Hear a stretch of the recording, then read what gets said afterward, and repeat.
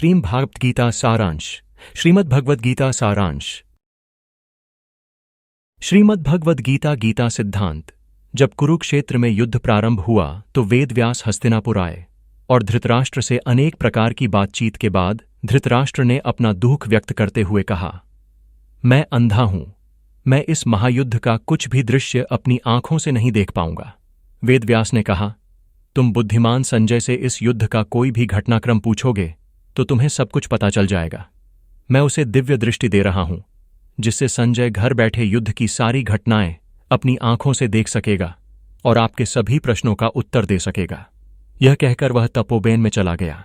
गीता या भगवद गीता में हम जो देखते हैं वह स्वयं भगवान कृष्ण के शब्द हैं। गीता का नाम भगवान द्वारा अर्जुन को दिया गया उपदेश है, जिसने कुरुक्षेत्र में अपने रिश्तेदारों को देखकर युद्ध करना छोड़ दिया था। हम बताते हैं कि व्यास देव से दिव्य ज्ञान प्राप्त करने के बाद संजय ने धृतराष्ट्र से उनके महल में बैठे हुए क्या कहा था। प्रथम अध्याय अर्जुन विषदोग। प्रथम अध्याय अर्थात गीता में शुरुआत में जो हुआ उसका मैं खुलासा कर रहा हूं। कुरुक्षेत्र में प्रवेश करते ही अर्जुन ने दोनों सेनाओं में अपने रिश्तेदारों को युद्ध के लिए तैयार देखा। गांडीव धनुष छोड़कर युद्ध से विरत हो गए और कृष्ण से बोले, हे कृष्ण, इन स्वजनों को युद्ध में आते देख मेरा शरीर थकने लगा है। मैं यह युद्ध कदापि नहीं लड़ पाऊंगा। अगर हम इस तरह लड़ें और जीतें तो इसका क्या मतलब है? शोक मनाना पाप है। इसलिए मैं आपसे विनती करता हूं, मुझे इस पाप में शामिल न करें। अध्याय 2। तब भगवान कृष्ण ने दुखी अर्जुन को पाप और पुण्य, कर्तव्य और अकर्तव्य की सूक्ष्म अवधारणाएं समझाईं और कहा, तुम जो कह रहे हो वह बिल्कुल सत्य है। दोनों तरफ से लड़ने में कोई बुराई नहीं है, लेकिन ये मौत कौन है? मनुष्य पहले बालक के रूप में जन्म लेता है, धीरे धीरे बाल्यावस्था, किशोरावस्था, युवावस्था से गुजरता हुआ वृद्धावस्था तक पहुंचता है। इस प्रकार मृत्यु मनुष्य की एक और अवस्था है। शरीर अपने पूर्व रूप से दूसरे रूप में परिवर्तित हो चुका होता है, अलग शरीर बनता है, लेकिन आत्मा में कोई परिवर्तन नहीं होता है। आत्मा का क्षय व मृत्यु नहीं होती। इसलिए बुद्धिमान व्यक्ति कभी भी अपने जीवन का शोक नहीं मनाता। जिस प्रकार लोग पुराने कपड़े फेंककर नए वस्त्र धारण कर लेते हैं, उसी प्रकार आत्मा भी अपना पुराना शरीर त्याग कर नया शरीर धारण कर लेती है। अविनाशी आत्मा भी सड़े गले शरीर को छोड़कर सभी शरीर धारण करती है। अमर आत्मा पहुंच से बाहर है, क्योंकि आत्मा अदृश्य है, यह दिखाई नहीं देता। आत्मा को हम अपने मन और इंद्रियों से नहीं देख सकते। योग या ब्रह्म ज्ञान का परिचय इसी आत्मा के दर्शन के लिए है। कर्म ही धर्म है, इसलिए सभी को कर्म करना पड़ता है। यहां तक कि ब्रह्म के ज्ञाता को भी बाहर नहीं रखा जाता है, लेकिन ब्रह्म के ज्ञाता का कर्म व्यर्थ है।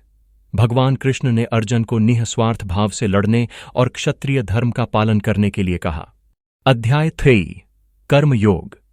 तीसरे पांडव। अर्जुन ने समझा कि एक तरफ करुणा का ज्ञान है, दूसरी तरफ घमंड का कार्य है। ये दो शब्द सुनकर वह भ्रमित हो गया। तब श्री कृष्ण ने अर्जुन से कहा कि मैं लोगों की भलाई के लिए वेद धर्म का उपदेश करता हूं। वेद दो मार्गों की खोज का वर्णन करते हैं, एक ज्ञान, दूसरा निष्क्रिय कर्म का मार्ग। जो लोग आजीवन ब्रह्मचर्य का व्रत लेते हैं वे ही ज्ञान के मार्ग के अधिकारी होते हैं। इसे हासिल करना कठिन है, इसलिए सामान्य गृहस्थों के खाली रास्ते पर चलना ही बेहतर है। शुद्ध कर्म से मन शुद्ध होता है। मन की पवित्रता के साथ साथ ज्ञान भी शुद्ध हो जाता है। जो लोग निस्वार्थ हैं उन्हें सदैव याद रखना चाहिए कि जिस कार्य में वे लगे हैं वह उनका अपना नहीं बल्कि भगवान का कार्य है। वह सिर्फ उनके प्रतिनिधि के तौर पर काम कर रहे हैं। इसीलिए श्री कृष्ण ने अर्जुन से कहा कि वह बिना आसक्ति के अपना कर्तव्य निभाए, जय पराजय, हिंसा या हत्या की परवाह किए बिना युद्ध करे, क्योंकि क्षात्र धर्म ही युद्ध है। जो लोग अपने आराम के लिए अपना धर्म छोड़ देते हैं वे सबसे बड़े पापी हैं। अपने ही धर्म में मरना अच्छा है, पर धर्म बड़ा भयानक है। कृष्ण की बात सुनकर अर्जुन ने कहा, हे कृष्ण, मैं तो आपकी बातें भी नहीं समझ पा रहा हूं। तब श्री कृष्ण ने कहा, अब एक घेरा है, लोगों का ज्ञान क्रोध, घृणा और हिंसा के धुएं में भी है। अर्जुन, इसलिए मैं तुमसे कह रहा हूं, तुम्हें ईर्ष्या, भार, मोह से छुटकारा पाना चाहिए और पहले खुद को जानना चाहिए, उसके बाद तुम्हें सब कुछ समझ में आ जाएगा। चतुर्थ अध्याय ज्ञान योग। जब भगवान कृष्ण को एहसास हुआ कि कई सलाह देने के बावजूद अर्जुन के संदेह दूर नहीं हुए हैं, तो उन्होंने धीरे धीरे खुद को प्रकट करना शुरू कर दिया। अर्जुन का मानना है कि भगवान कृष्ण उनके प्रिय मित्र और सारथी हैं। जब तक उसे यह एहसास नहीं हो जाता कि कृष्ण ही भगवान हैं, तब तक उसका मोहभंग नहीं होगा। इसीलिए उन्होंने अर्जुन से ज्ञान योग को अच्छे तरीके से समझाने के लिए कहा। वह यह कहकर ज्ञान योग के बारे में बता रहे हैं कि वह अर्जुन से प्यार करते हैं। सृष्टि के आरंभ में उन्होंने सबसे पहले सूर्य को इसकी शिक्षा दी। इसके बाद सूर्य ने दूसरे पुत्र मनु को ज्ञान योग की शिक्षा दी। यह सुनकर अर्जुन आश्चर्यचकित रह गया, क्योंकि सूर्य का आविर्भाव बहुत समय पहले हुआ था और उनके प्रिय भगवान कृष्ण का प्राकट्य कई वर्षों बाद हुआ था। यदि हां, तो क्या श्री कृष्ण कोई सलाह दे रहे हैं? भगवान श्री कृष्ण ने अर्जुन का भाव समझने में देर नहीं की। उसे एहसास हुआ कि अर्जुन अभी तक उसे नहीं जानता है। फिर उन्होंने अर्जुन से कहा, सखे, आपका और मेरा इससे पहले भी कई बार जन्म हो चुका है। आपको याद नहीं, लेकिन मुझे कोई आश्चर्य नहीं है। जब जब धर्म की हानि होती है या धर्म की हानि होती है, तब तब मैं अधर्म के प्रभाव से विनाश को प्राप्त हुए संसार के कल्याण के लिए अलग अलग समय पर अलग अलग रूपों में प्रकट होता हूं। मैं अजन्मा और शाश्वत हूं। मैं एक बार फिर अनेक हूं। मैंने वासुदेव के घर जन्म लेकर शुद्ध कर्म का आदर्श स्थापित करने के लिए अनेक कष्ट सहे हैं, और आपने रथ के अर्थ को स्वीकार किया है। जिसने इस स्वरूप को जान लिया, उसने मुक्ति प्राप्त कर ली है। यदि तुम मेरा स्वभाव जानना चाहते हो, तो मुझ पर आदर और विश्वास किए बिना कोई उपाय नहीं है। सम्मान के बिना व्यक्ति शायद ही कभी आत्मज्ञान प्राप्त करने में सक्षम होता है। अब तुम मुझ पर संदेह न करके मेरे पीछे आओ और मेरी आज्ञा का पालन करो। यही तो तुम चाहते हो। 5वां अध्याय, कर्म संन्यासयोग। श्री कृष्ण अर्जुन के ब्रह्म हैं, वह योगियों की बात का वर्णन करने लगा। जो लोग योग साधना के माध्यम से ब्रह्म को जानने में सक्षम हैं, हालांकि वे कार्य करता हैं, वे काम से बंधे नहीं हैं। वे धर्मों का फल भगवान को अर्पित करते हैं, इसलिए उन्हें अपने प्रदर्शन में कोई दर्द नहीं सहना पड़ता है। जो दयालु हैं, वे केवल पशुओं को ही समान समझते हैं। मनुष्य, पांडव, ब्रह्मा तथा अन्य प्राणियों को देवता के रूप में देखते हैं। अध्याय 6, ध्यान। भगवान कृष्ण ने अर्जुन को और अधिक स्पष्ट किया। वह समझाने लगा, साधु और योगी कौन होते हैं? वह जो संसार में रहते हुए कोई काम नहीं करता या कुछ नहीं कर सकता। सन्यासी और योगी के कर्म अलग अलग प्रकार के होते हैं। हताश होकर भिक्षु परिणाम की आशा किए बिना काम पर लग जाते हैं। योगी इंद्रियों को जीतने वाला होता है, इसलिए वह सुख दुख, लाभ हानि या वासना से परेशान नहीं होता। सर्दी और गर्मी का वह समान रूप से आनंद लेता है। मान अपमान न देखकर शत्रु और मित्र एक ही दृष्टि से देखे जाते हैं। यह अभ्यास योग साधना है। आसन योग की पहली स्थिति। मन और शरीर को स्थिर और शुष्क रखते हुए आसन करना चाहिए। फिर भगवान का ध्यान या चिंतन शुरू होता है। ध्यान या आसन के नियम भले ही शास्त्रों में बताए गए हैं, लेकिन इसके लिए गुरु की आवश्यकता होती है। यदि बहुत अधिक खाने वाला व्यक्ति उपवास के दौरान अपने शरीर को पूरी तरह से साफ रखता है, तो वह योग के लिए उपयुक्त नहीं हो सकता है। जो हर समय सोना पसंद करता है या जो सारा समय जागते हुए बिताता है, दोनों ही योग के लिए अनुपयुक्त हैं। जब इस योग अभ्यास से मन शांत हो जाता है, तो सारी चेतना एक अभूतपूर्व आनंद में खो जाती है। तब वह समाधि कहलाती है। उस समय दुख, शोक, पीड़ा और मोह मन को छू भी नहीं पाते। इसी पवित्र मन में भगवान प्रकट होते हैं। तब अर्जुन ने श्री कृष्ण से पूछा, यदि कोई व्यक्ति लंबे समय तक योगाभ्यास करने और नियमित साधना करने के बाद अब भक्तिपूर्वक योग नहीं करता या नहीं कर पाता है, उनकी स्थिति क्या है? श्री कृष्ण ने उत्तर दिया कि ऐसा व्यक्ति योग से रहित कहा जाता है। जुड़ा हुआ व्यक्ति ईश्वर को प्राप्त नहीं कर सकता। हालांकि अपनी मृत्यु के बाद वह कुछ समय के लिए स्वर्गीय आनंद का आनंद लेता है और अपनी इच्छा के अनुसार किसी धार्मिक घर या तपस्गृह में या अपने बुद्धिमान मित्र के घर में जन्म लेता है। 7वां अध्याय, ज्ञान का ज्ञान। जब श्री कृष्ण की सलाह से अर्जुन का संदेह दूर नहीं हुआ, तो उसने श्री कृष्ण से पुनः पूछा कि यदि ईश्वर एक ही है, तो असंख्य देवता क्यों हैं और मनुष्य केवल उस ईश्वर को क्यों नहीं देख पाते? यह सुनकर श्री कृष्ण को एहसास हुआ कि अर्जुन अभी भी श्री कृष्ण को वासुदेव का पुत्र ही मानते हैं। तो उन्होंने कहा, जो सच्चे मन से मेरी पूजा करता है मैं उसे सब कुछ दे देता हूं। लेकिन उन लोगों की संख्या बहुत कम है, और जो दिल से चाहेगा वो शायद मुझे जान भी नहीं सकता। जिस प्रकार माला के फूल माला के धागे में एक साथ बंधे हुए हैं, उसी प्रकार श्री भगवान एक महान ब्रह्मांड में एक साथ बंधे हुए हैं। जल में जो रस है वह श्री भगवान का रस है, वह चंद्रमा और सूर्य का प्रकाश है, वह गंध है जो हवा की शराब में है, वह अग्नि की विजय है, वह सभी प्राणियों का जीवन है। लेकिन उन लोगों के लिए जिन्होंने उसे नहीं देखा या जाना, उसने तुम्हें भ्रम के द्वार से ढक दिया है। ये उसका हरा रंग है। इसी कारण युगों युगों से जीवन की गति भिन्न भिन्न होती चली आ रही है। उसी के पास जाने के लिए जीव जन्म लेता है। जीवन उसके पास पहुंचने का एक प्रयास है, और इस जीवन को निरंतर गतिमान रखने के लिए सत्व रज तमः इस गुणत्रय की रचना है। ये 3 गुण उसकी माया हैं, और इन गुणत्रयों के पीछे वह हर जीवित प्राणी में विद्यमान है। इसलिए यदि कोई उसे जानना चाहता है तो उसे इन गुणों से ऊपर उठना होगा। लेकिन इस गुण से छुटकारा पाना बहुत मुश्किल है। इसमें भी जो व्यक्ति अपनी शरण में आ जाता है वह दया करके उसकी आंखों से इस गुण का भ्रम दूर कर देता है। जो लोग माया से आच्छादित हैं वे भगवान को नहीं देख सकते हैं। इतना ही नहीं, वह व्यक्ति रजोगुण और तमोगुण के कारण श्री भगवान की आज्ञा का पालन नहीं करना चाहता। तब लोग अपनी सुख समृद्धि अथवा शक्ति की कामना के फलस्वरूप विभिन्न देवताओं की विभिन्न मूर्तियों में पूजा करते हैं। ये विभिन्न देवता उनके विभिन्न रूपों के प्रतिबिंब हैं। यह सब जानते हुए भी जो मूर्ति की पूजा करता है वह पूज्य ही रहता है। अध्याय 8 अक्षर ब्रह्म योग। श्री कृष्ण के अन्य उपदेश अर्जुन ने गहरी दिलचस्पी से यह बात समझी। ईश्वर क्या है, ब्रह्म क्या है, यज्ञ या क्या? इन सभी प्रश्नों के उत्तर श्री कृष्ण के मुख से सुनकर अर्जुन का मन कृष्णमय हो गया। अर्जुन ने भाव विभोर होकर श्री कृष्ण से पूछा, हे केशव, जब वह मृत्यु का सामना करेगा तो वह कृष्ण को कैसे जान सकता है या याद कर सकता है? भगवान कृष्ण ने उत्तर दिया कि मृत्यु के समय व्यक्ति जिस विचार के बारे में अंतिम सांस लेता है, अगले जन्म में वह उसी विचार के रूप में पुनर्जन्म लेता है। यदि कोई मृत्यु के समय उनका स्मरण करके शरीर छोड़ता है तो अगले जन्म में उन्हें वही प्राप्त होता है। इसीलिए श्री कृष्ण ने अर्जुन से कहा कि तुम अपने मन की दुर्बलता को त्याग कर युद्ध में उतरने से पहले सदैव मेरा स्मरण करो। चिंता करने की कोई आवश्यकता नहीं है। यदि तू मुझे स्मरण करके अपने कर्तव्य का पालन करेगा तो तेरी मुक्ति अवश्यंभावी है। अध्याय 9 राजविद्या राजगुह योग। श्री कृष्ण ने अर्जुन से कहा, राजयोग सर्वोत्तम योग है।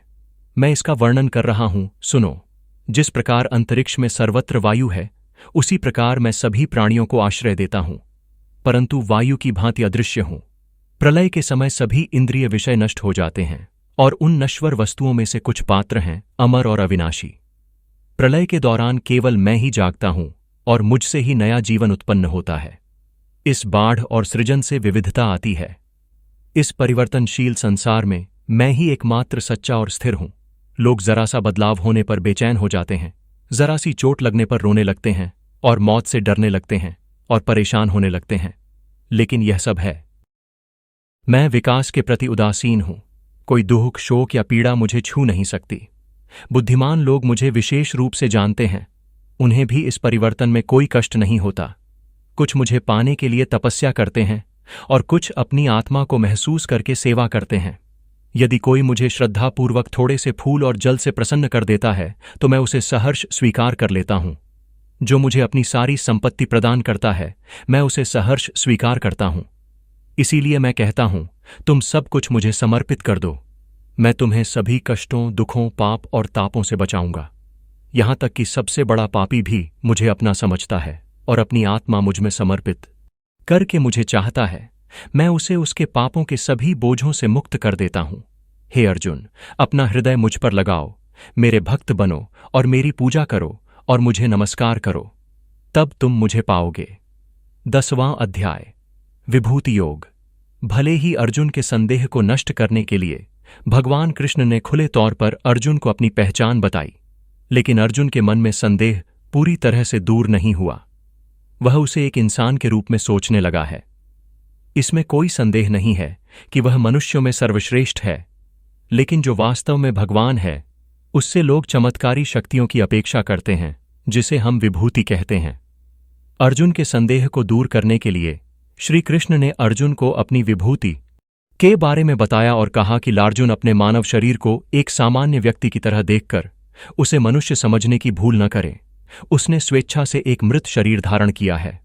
वह ईश्वर है, शाश्वत है, सर्वोच्च है।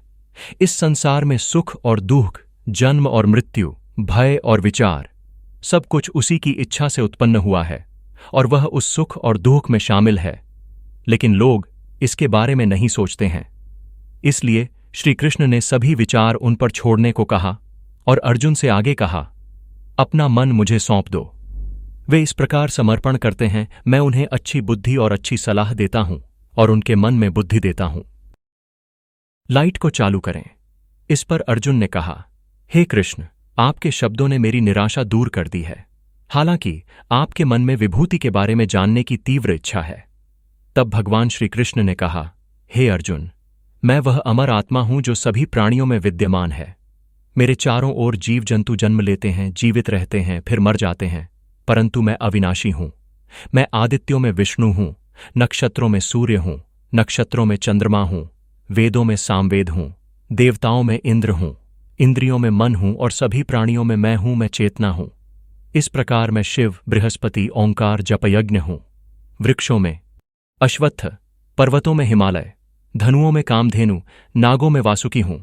मैं मृत्यु हूं, काम शक्ति का भंडार हूं और सभी शक्तियों का समर्थक हूं।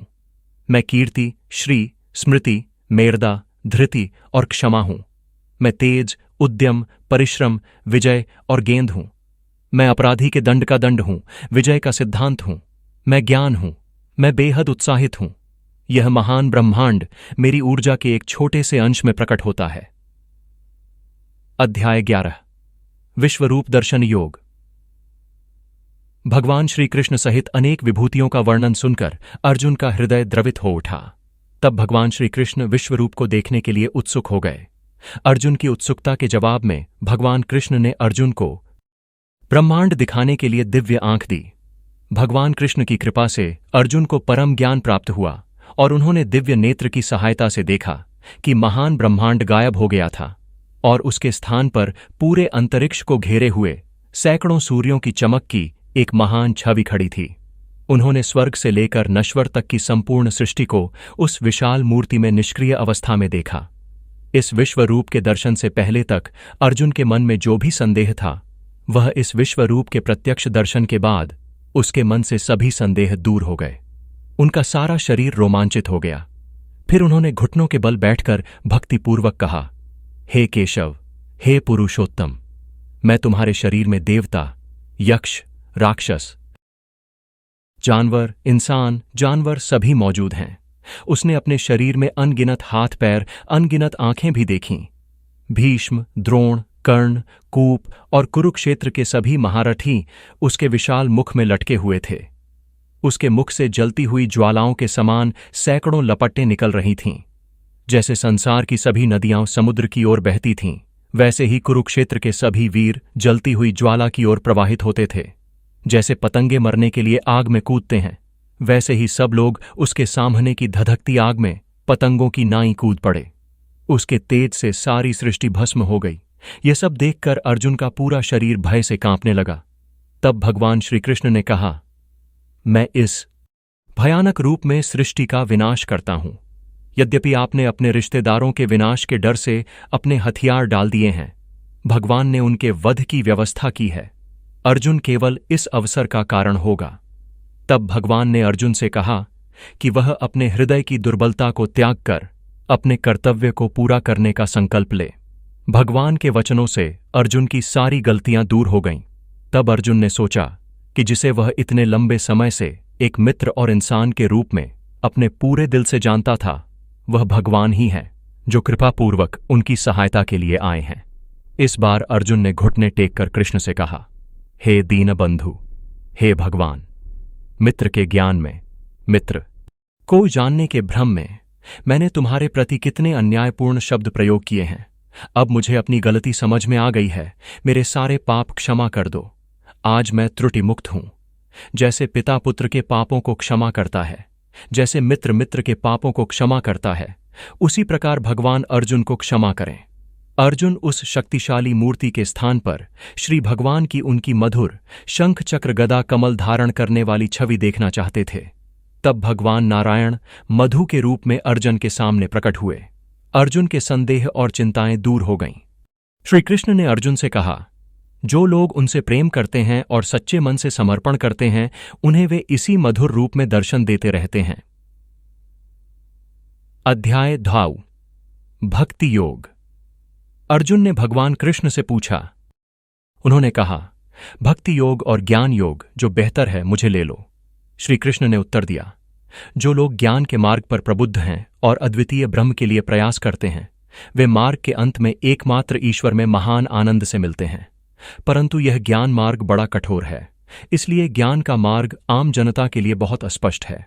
भक्ति पथ अपेक्षाकृत सरल है, क्योंकि सभी अनासक्त कर्मों को ईश्वर का कर्म माना जाता है, जो भक्ति मार्ग का एकमात्र अंतिम लक्ष्य है। अभ्यास से ही मन उस प्रकार तैयार होता है। यदि इसका अभ्यास करने से कोई लाभ न हो तो कर्म की आशा छोड़कर ईश्वर की शरण में जाना ही उचित है, जिससे कोई भय या दुहक नहीं होता, जिसका प्रेम सभी प्राणियों में है, जो अहिंसक और ऊर्जावान है, जो सुख या सौभाग्य के सभी समय में संतुष्ट, वह परम भगवान है। उसका सारा भार श्री भगवान द्वारा वहन किया जाता है। 13वां अध्याय क्षेत्र क्षेत्रज्ञ विभाग योग और 14वां अध्याय। भगवान श्री कृष्ण के ये मधुर वचन सुनकर अर्जुन का मन हर्ष से भर गया। तब उनकी इच्छा थी कि भगवान कृष्ण के माध्यम से उन्हें जीवन और मृत्यु का रहस्य पता चले। अर्जुन ने श्री कृष्ण से प्रकृति और पुरुष, क्षेत्र और क्षेत्रज्ञ, ज्ञान और ज्ञान के बारे में पूछा। तब श्री कृष्ण ने कहा, संसार की सभी वस्तुएं प्रकृति और पुरुषेरी के संयोग से उत्पन्न होती हैं। श्री भगवान पुरुषी तंघारा शक्ति एक अलग रूप में यह प्रकृति है। उन्होंने प्रकृति को त्रिगुणात्मक बनाया। सत्व, रज, तमः ये 3 गुण हैं। जीवन स्वयं महामाया की माया से बंधा हुआ है। उन्होंने 3 गुण अपने पास रखे हैं। सत्वगुण शांति, शांति, ज्ञान और आनंद है।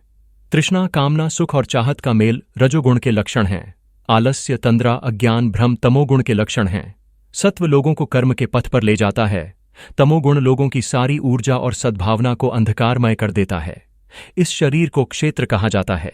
जिस प्रकार खेत में अनाज पैदा होता है, उसी प्रकार इस शरीर क्षेत्र में मनुष्य की इंद्रियां, मन, आत्मा, विभिन्न प्रकार के सुख और दुख पैदा होते हैं। वह जो शरीर के संबंध में इंद्रिय मन है और प्राण की समस्त गतिविधियों को प्रत्यक्ष रूप से देखने के कारण उन्हें क्षेत्रज्ञ कहा जाता है। और प्रत्येक क्षेत्रज्ञ में श्री भगवान परम क्षेत्रज्ञ के रूप में निवास करते हैं। और जो सब में व्याप्त है परंतु अदृश्य है, वह सभी युगों में व्याप्त है। वह बहुत निकट है, फिर भी बहुत दूर है। वह अकेला ही आनंद है। सत्व, रज, तमः ये 3 गुण बताए गए हैं। इन गुणों से ऊपर उठना ही मनुष्य का पुरुषार्थ है। यद्यपि सत्वगुण अच्छा है, यह महामाया के स्वभाव का बंधन है। इसीलिए सभी स्वतंत्र लोगों को इस बंधन को तोड़ना होगा। अनंत भगवान को जानना और समझना ही परम ज्ञान है। अध्याय 15 पुरुषोत्तम योग। भगवान कृष्ण अर्जुन से उन्होंने कहा, हे अर्जुन, मैं मनुष्य और प्रकृति के दैनिक जीवन में पुरुषोत्तम हूं। केवल बुद्धिमान लोग ही जानते हैं कि संसार रूप अश्वत्थ वृक्ष की जड़ ऊपर की ओर और शाखाएं नीचे की ओर हैं। अर्थात ब्रह्म जो मूल है वही पुरुषोत्तम है। और देखो कि संसार वृक्ष की वे सभी शाखाएं सत्व, रज, यह तम हैं। 3 गुणों के रस से पल्लव साकल हरा है। इस वंश वृक्ष की जड़ें सामान्य लोग नहीं देख पाते। जो लोग पेड़ की जड़ ढूंढ लेते हैं, वे उक्त शाखाओं को तोड़ देते हैं। सर्वोच्च को देखें। जो लोग इच्छाओं और इच्छाओं में संयमित हैं, सुख और दुख में स्थिर हैं, वे इस संसार वृक्ष की जड़ के पास प्रकट होते हैं और उन्हें मुक्ति मिलती है। इसके अलावा हर व्यक्ति एक शरीर से दूसरे शरीर में भटकता रहता है। जिन्होंने आत्म साक्षात्कार देखा है, वे आत्मा को शरीर की गति में स्थिर देखते हैं। संसार में 2 प्रकार के पुरुष हैं, क्षय पुरुष, अबाक्षर पुरुष। संसार के सभी लोग क्षर अर्थात विकासशील पुरुष हैं। अक्षर पुरुष अमर है, मौन है। इस नाशवान और अविनाशी मनुष्य के ऊपर परमात्मा ईश्वर है। 16वां अध्याय दैवदासुर संपदा विभाग योग। भगवान कृष्ण ने अर्जुन को इस संसार में जीवन का रहस्य समझाया और आगे कहा कि इस संसार में लोगों के दो स्वभाव हैं, एक प्रकार का मनुष्य प्रकृति, असुर प्रकृति का एक अन्य प्रकार। मनुष्य का जन्म पूर्व जन्म के अच्छे कर्मों और बुरे कर्मों के फल के अनुसार देव और राक्षस स्वभाव के साथ होता है। देव प्रकृति के लोग निर्भय होते हैं और दान, त्याग और तपस्या में संतुष्टि पाते हैं। वे सच्चे और क्रोध से रहित, त्याग, दया, क्षमा जैसे गुणों से युक्त, तेजस्वी हैं। वे अन्याय के खिलाफ लड़ते हैं। अहंकार, क्रोध, अभिमान राक्षस प्रकृति के व्यक्ति के निरंतर साथी हैं। इस देश के लोग ईश्वर में विश्वास नहीं करने वाले और कामी हैं। वे सोचते हैं कि सभी सांसारिक चीजें व्यक्तिगत आनंद की वस्तुएं हैं। वे बलिदान पर क्रोधित होते हैं। वे तेज तर्रार हैं, अर्चनादि के बारे में भी तेज तर्रार हैं। उनमें भक्ति का कोई अंश नहीं है। वे लोगों का अपमान करते हैं। लोग भगवान का भी अपमान करना क्यों नहीं छोड़ते? ये सभी लोग मृत्यु के बाद नरक में जाते हैं और वहां अनेक कष्ट सहने के बाद इस धरती पर पुनर्जन्म लेते हैं। अध्याय 17 श्रद्धात्रय विभाग योग। भगवान श्री कृष्ण ने अर्जुन को सलाह देते हुए कहा, हे अर्जुन, शास्त्रों के सभी नियम अर्षियों, तपस्वियों और योगियों ने अपनी एकता से बनाए हैं। जो लोग उक्त शास्त्रों का पालन करते हैं उन्हें कभी कोई खतरा या कष्ट नहीं होता है। इसके बाद अर्जुन ने पूछा कि जो लोग शास्त्र का पालन किए बिना भक्ति कर्म करते हैं, क्या वे सात्विक, राजसिक या तामसिक हैं? इसके उत्तर में श्री कृष्ण ने कहा, जो लोग भक्तिभाव से कर्म करते हैं वे सात्विक, राजसिक या तामसिक हो सकते हैं। जो लोग परमायु को प्राप्त करने के लिए यथासंभव संयमपूर्वक सुख भोगते हैं, पौष्टिक भोजन करते हैं, शरीर को स्वस्थ और रोग मुक्त रखने के प्रयास में अपना समय आनंदपूर्वक व्यतीत करते हैं, वे सात्विक हैं। उग्र वस्तु और उग्र भाव राजसिक को प्रिय हैं। तामसिक लोग अधिक भोजन करते हैं। भोजन करना उन्हें प्रिय होता है। अशुद्ध वस्त्र पहनना उनका प्रिय होता है। जो फल की आशा से और धर्मात्मा के रूप में प्रसिद्धि पाने की आशा से यज्ञ करता है वह राजसी होता है, और जो शास्त्र का पालन किए बिना तथा दक्षिणा और श्रद्धा का त्याग करके यज्ञ करता है वह राजसिक होता है। तामसिक तपस्या भी दो प्रकार की होती है, शारीरिक और मानसिक। पूजा पाठ, अनुष्ठानों का पालन, ब्रह्मचर्य और अहिंसा शारीरिक तपस्या के विषय हैं। मानसिक तपस्या सत्यता, संतोष, सरलता और मन का संयम है। जो लोग परिणामों पर निर्भर हुए बिना श्रद्धापूर्वक इस तपस्या को करते हैं वे सात्विक हैं। जो लोग नाम और पैसे के लिए तपस्या करते हैं वे तामसिक हैं। दान भी 3 प्रकार का होता है, सात्विक, राजसिक और तामसिक। जो सात्विक दाता होते हैं देश, काल और स्थान का विचार किए बिना देते हैं। जो बदले की आशा से देते हैं वे राजसिक होते हैं, और जो समय और स्थान का विचार किए बिना देते हैं वे तामसिक होते हैं। अध्याय 18 मोक्ष योग। अर्जुन का श्री भगवान से संन्यास। उन्होंने पूछा कि बलि में क्या अंतर है? भगवान श्री कृष्ण ने अर्जुन से कहा, हे अर्जुन, कर्म के लोभ का त्याग ही वास्तविक संन्यास या त्याग है। जो लोग सोचते हैं कि सांसारिक गतिविधियों का त्याग ही संन्यास है वे गलत हैं। मनुष्य को अपने शारीरिक कर्तव्यों का पालन करना होता है और उन कर्तव्यों को श्रद्धा और समर्पण के साथ पूरा करना ही सर्वोत्तम धर्म है। लेकिन यह भी याद रखना चाहिए कि व्यसन से मुक्त होकर कर्म की आशा छोड़कर अपना कर्तव्य निभाना होगा। जो स्वतंत्र रूप से कार्य करता है वह कर्म से बंधा नहीं होता। अपने विशिष्ट कर्म करना ही ईश्वर की पूजा है और यही अपने धर्म का पालन है। पर धर्म चाहे कितना भी उत्कृष्ट क्यों न हो, उसमें लिप्त होना कर्तव्य नहीं है। अपने ही धर्म का परित्याग कदापि उत्तम नहीं है, चाहे वह दोषी ही क्यों न हो। संसार में कोई भी ऐसा कार्य नहीं है जो दोष रहित हो। इसलिए सभी कर्मों का फल भगवान को अर्पित करो और आसक्ति रहित होकर कर्म करो।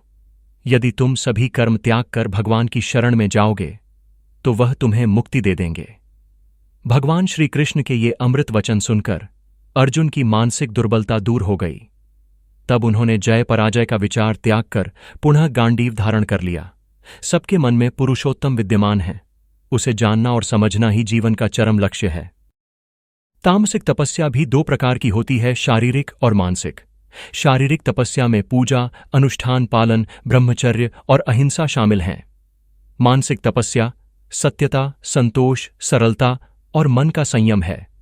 जो लोग परिणामों पर निर्भर हुए बिना श्रद्धापूर्वक इस तपस्या को करते हैं वे सात्विक हैं। जो लोग नाम और पैसे के लिए तपस्या करते हैं वे तामसिक हैं। दान भी 3 प्रकार का होता है, सात्विक, राजसिक और तामसिक। जो सात्विक दाता होते हैं देश, काल और स्थान का विचार किए बिना देते हैं।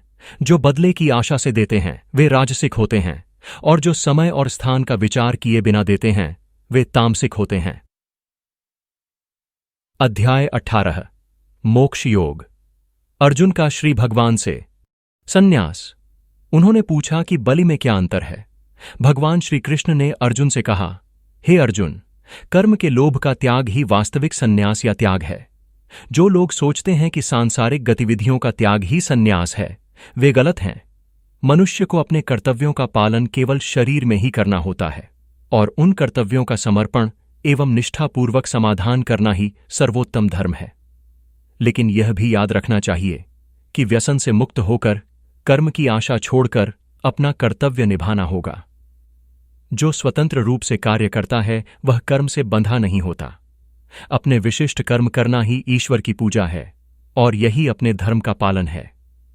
पर धर्म चाहे कितना भी उत्कृष्ट क्यों न हो, उसमें लिप्त होना कर्तव्य नहीं है। अपने ही धर्म का परित्याग कदापि उत्तम नहीं है, चाहे वह दोषी ही क्यों न हो।